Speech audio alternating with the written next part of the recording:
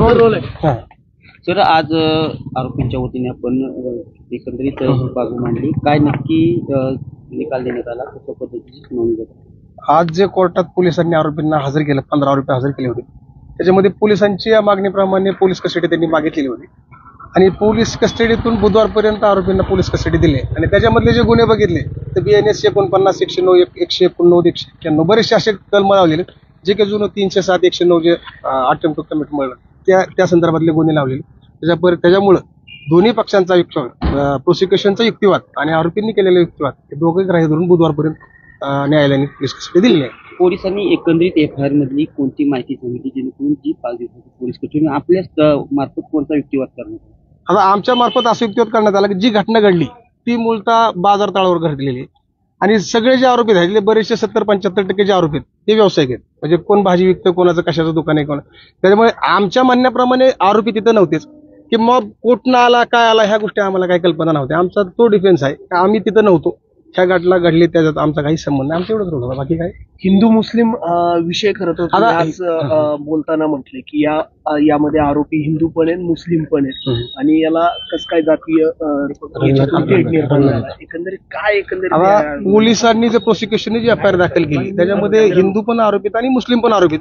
आता त्याच्या संदर्भात पोलीसच तुम्हाला सांगू शकतील, मी सांगणं योग्य होणार नाही, कारण की ते FIR जी दाखल केली ती पोलिसांनी केली, त्याच्यामुळे त्याच्या संदर्भात तुम्हाला जे सांगतील ते पोलीस सांगतील. आर्ग्युमेंट मध्ये तुम्ही हिंदू मुस्लिमांवर नाही, मग ते FIR फोकस खरं तर FIR मधला फोकस केला होता, मात्र हे संपूर्ण जे प्रकरण पाहता एकंदरीत असं वाटत नाही किंवा यामध्ये जे आर्ग्युमेंट तुम्ही केलं त्यामध्ये हिंदू मुस्लिम याच विषयावरती पुन्हा ते फिरल्याचं पाहिलं नाही. त्याच्यामध्ये पोलिसांनी जी FIR दाखल केली त्याच्यामध्ये हिंदू पण आरोपी आहेत आणि मुस्लिम पण आरोपी आहेत, त्याच्यामुळे त्यांना का आरोपी केलं. आता मी माझ्या आरोपींच्या संदर्भात जे सांगितलं की बाजार तळावर काम करणारी मुलं आहेत सगळी, त्याच्यामुळे माझा त्याच्यामध्ये रोल नाही. आता हिंदू मुस्लिम त्यांनी का मेन्शन केलं, आरोपी का केलं, तर पोलिसांचा प्रश्न आहे, आम्ही नाही.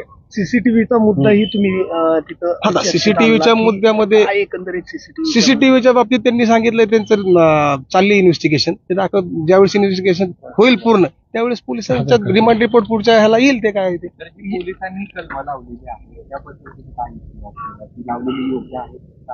आमच्या लेखी आरोपीच्या लेखी सगळे अयोग्य कलम आहेत, कारण की आम्ही तिथं नव्हतो, आम्ही तिथं बाजार तळावर काम करणारे लोक आहेत.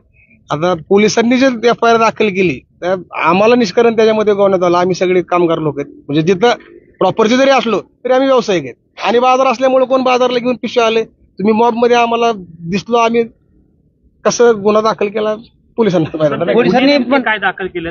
आता BNS चे जे नवीन 49, 109, 191 जवळजवळ 25-30 गुन्हे दाखल केलेले, 307 जो जुना आहे IPC तो आहे इन्क्लूड केलेला आहे, त्याचा आता नवीन 109 आहे. फिर्यादी कोण? फिर्यादी पोलिसाचे स्वतः फिर्यादी पोलीस आहेत, त्यांच्या मागण्या नाव. एक मिनिट, मी ॲडव्होकेट फुलारी. सर तुमचं मी ॲडव्होकेट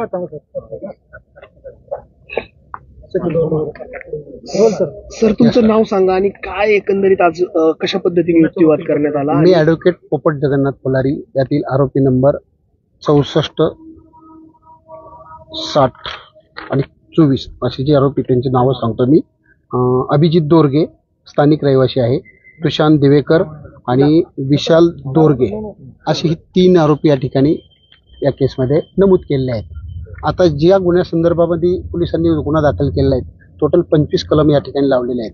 माझा युक्तिवाद असा आहे कोर्टाला, जरी एवढी PC मागितली आणि त्या PCला डिस्कार्ड करणं हे बचाव पक्षाचं काम असतं.